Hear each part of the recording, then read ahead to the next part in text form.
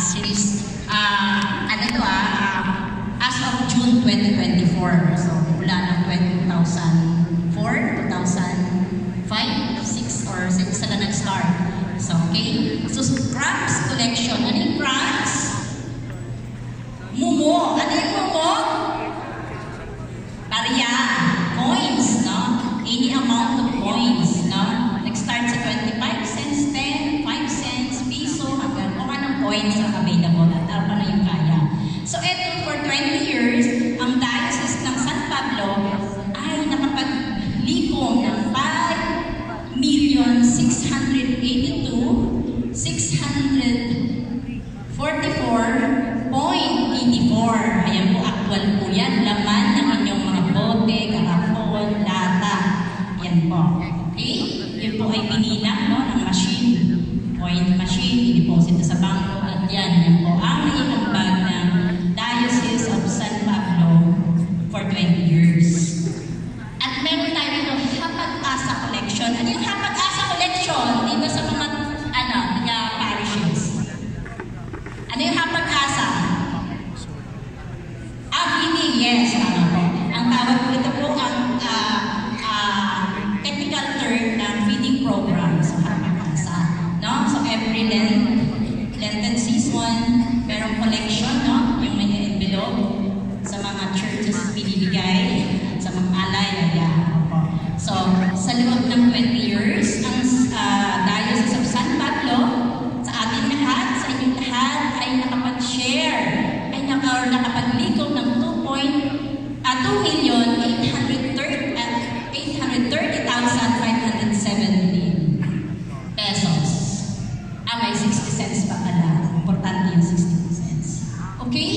So, ang total po, for 20 years, ang total na naibahagi nyo sa inyong lahat, sa inyong hirap, mula sa mga bata noon na naging beneficiaries, kayo ngayon, ay meron kayo na i-share na 8,162,040%.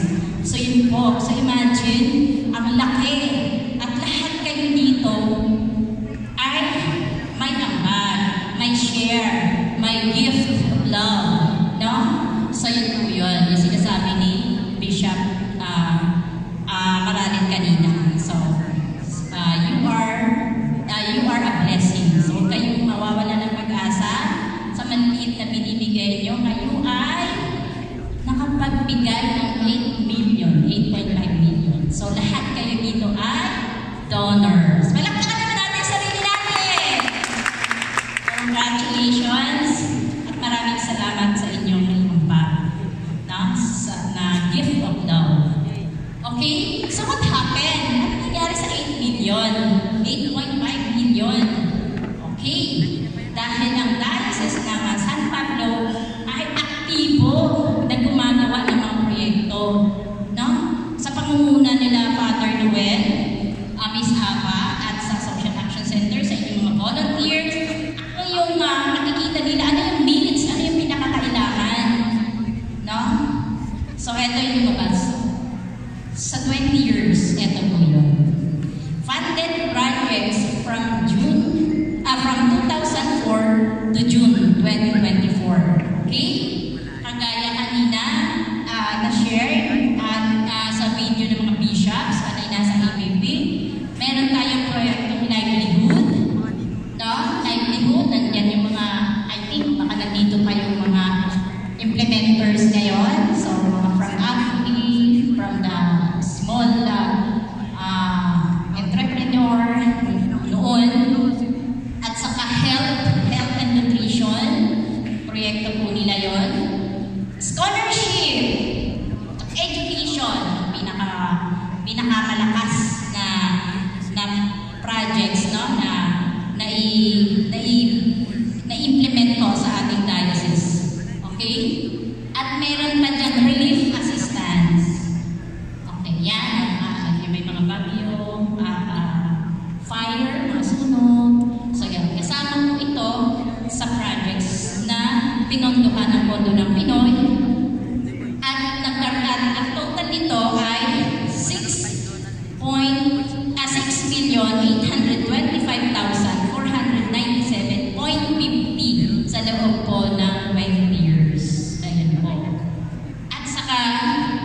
yung feeding program, no? Na kung saan libo-libong bata ang nabigyan ng tamang nutrisyon at makorek yung kanilang malnutrition, problema sa kanilang timbang, no? Sila, ang diocese ng San Pablo ay nakapag-implement ng worth 4,311,616,000 may point, importante yung point. 0.02. So imagine, yan po, mga scholars natin, daan-daan sila.